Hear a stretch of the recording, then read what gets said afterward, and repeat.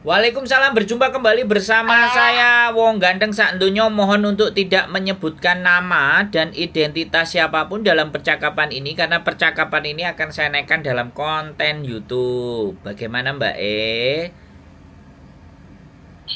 Oh, di YouTube Pinterest. Gimana? Ya enggak, mau nanya itu job di Makau itu gimana? Oh. Ada enggak ya, Mas? Oh, job banyak.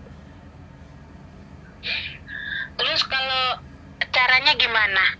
Sampean posisi di mana sekarang? Ini orangnya itu kan di Indonesia. Orangnya ini berarti bukan sampean. Itu saudaraku laki yang mau berangkat itu ada di Indonesia. Oh. Dia punya kemampuan bahasa apa? Dia kerja di Jepang. Jepang. Wah, kalau Jepang suruh balik ke Jepang aja, Mbak. Ngapain ke Makau? Katanya enggak ini apa tuh? Enggak cocok, pengen di Makau gitu. Pengen suasana baru. Nah, pengen deket sama sampean paling. Aduh, kalau saya mah punya suami.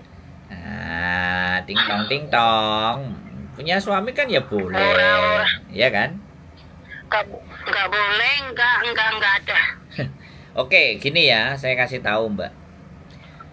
Indonesia sama Makau tidak ada kerjasama untuk pekerjaan. Jadi untuk mencari pekerjaan di Makau, orangnya sebaiknya datang sendiri ke Makau. Ya. Oh, oke. Datang sendiri ke Makau. Terus kalau sampai sana gimana? Mbak, saya ngomong dulu, sampean dengerin, sampean kan nanya. Oke. Jadi jangan sampean potong dulu penjelasan saya, biar runut. Gitu. Iya, sudah wis. Jadi di Makau sekali lagi tidak ada kerjasama, dan kalau mau mencari pekerjaan di Makau juga harus berhati-hati, karena khawatirnya adalah dimangsa calo, ya, calonya sadis-sadis. Nah, sampean harus cari info, datang ke Makau. Nah, saya di Makau ada teman saya, ya, ada teman saya yang juga kerja di restoran, ya, ada teman saya juga di ART. Tapi tidak bisa hanya sampean tanya-tanyain. Lebih baik sampean silahkan berangkat ke sana. Kalau sudah nyampe di Makau baru kasih tahu, supaya enak, karena banyak sekali teman saya. Nanti pengen satuan lah. Saya belum selesai ngomong ya. Saya kan sampean minta dijelasin toh. Saya jelasin, Mbak, ya. Oke. Nek sampean merasa kepanjangan dari penjelasan saya nggak apa-apa, tapi saya ingin memberikan penjelasan agar sampean nanti itu tidak tertipu gitu loh, ngerti nggak? Agar jalannya yang benar gitu loh. Jadi sampean datang ke Makau, yang tadi temennya sampean silahkan ke Makau, atau saudara sampean mau ke Makau, cari info ya, mana yang tepat, mana yang pas. Dan di Makau pekerjaan swasta, company, perusahaan itu biasanya berbayar. Nah, ada yang melalui agent, ada yang melalui perusahaannya sendiri. Nah, seperti itu. Jadi bagaimana dia silahkan berangkat, bagaimana cara berangkatnya? Ya belajar jadi turis ke Makau. Nah, bagaimana cara jadi turis? Ya beli tiket PP, kemudian nginep di hotel. Kan seperti itu, caranya biasa. Nah, di sana silakan muter-muter. Tapi kalau tidak mau beresiko karena sampean mau mencarikan, ya sampean kan ada di Hong Kong tuh. Sampean silakan ke Makau, cari-cari orang yang ngasih job di sana, atau teman saya, sampean ke Makau. Nah, tak kasih nomornya teman saya.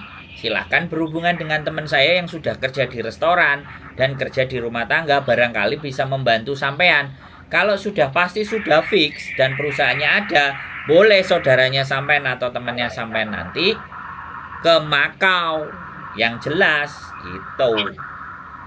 Wes, silahkan sampean ngomong. Ketoknya kan mangkok gak betah disuruh dengerin.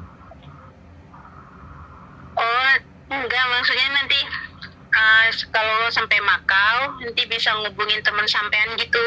Iya, boleh.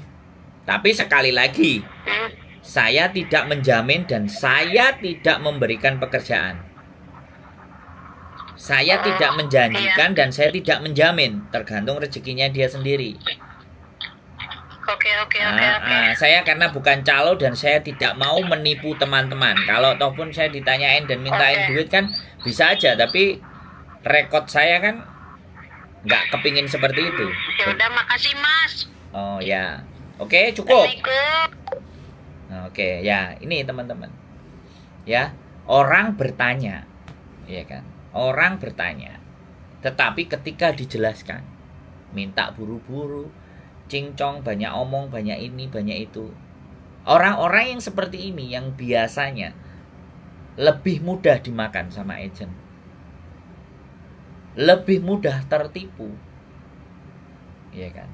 Saya tahu sebenarnya dia memastikan kamu bisa nggak nyariin saya kerjaan bayar berapa deh. Nah, ini yang harus benar-benar teman-teman pahami, ya.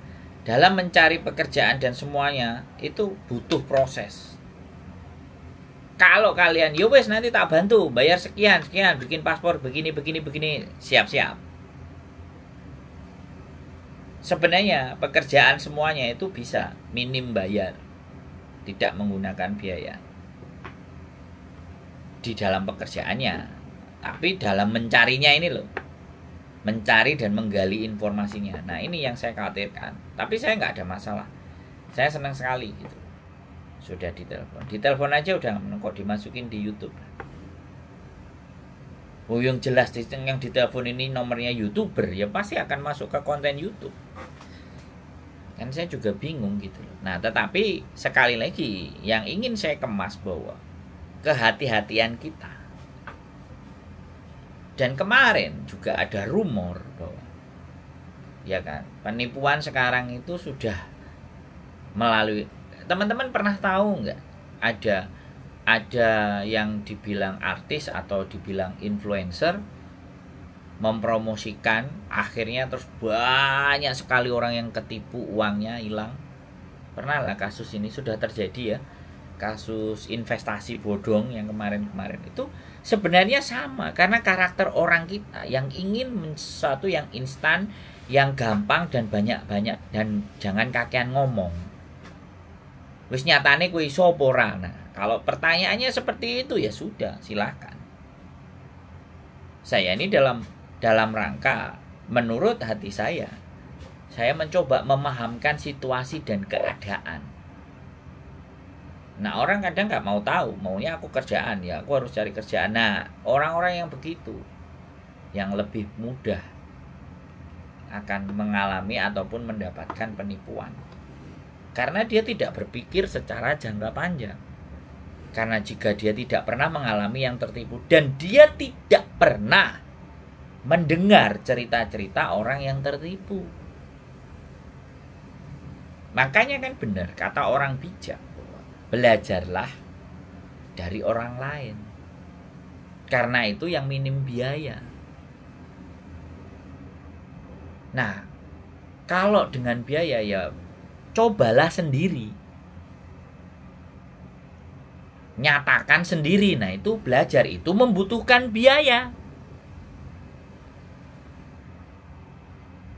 Nah, kalau orang yang tidak mau belajar, bilangnya akan bukan salah saya. Ketika pelajar ada orang lain melakukan kesalahan, orang lain keliru, orang lain mencoba sendiri, dianya bilang, ya itu kan bukan salah saya. Ya nggak salah juga dia ngomong bukan salah saya, tapi dari peristiwa-peristiwa itu dianya tidak banyak belajar, sehingga dia bilang bukan salah saya. Belajar itu persoalannya bukan salah atau benar. Dan sekali lagi, proses berpikir itu bukan baik atau buruk. Proses berpikir itu harus netral. Kalau buruk saya gimana, kalau baik saya gimana. Itu proses berpikir. Tapi kalau kesana itu buruk, pasti nanti begini-begini, itu bukan proses berpikir, tapi itu prasangka. Nah ini yang harus disampaikan.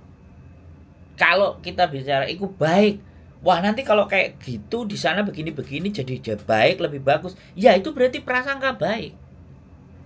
Itu belum proses berpikir, tapi berprasangka baik. Nah, kalau proses berpikir itu bukan baik dan buruknya, tapi kalau buruk saya harus bagaimana, kalau baik itu bagaimana, itu kerangka dan proses berpikir. Netralism. Jadi kita itu netral. Jadi kita akan siap kalau baik, kalau bagus, itu tidak perlu kita pikirkan. Tapi kalau itu yang nggak bagus, baru di situ kita akan sedikit konsentrasikan. Itu namanya proses berpikir.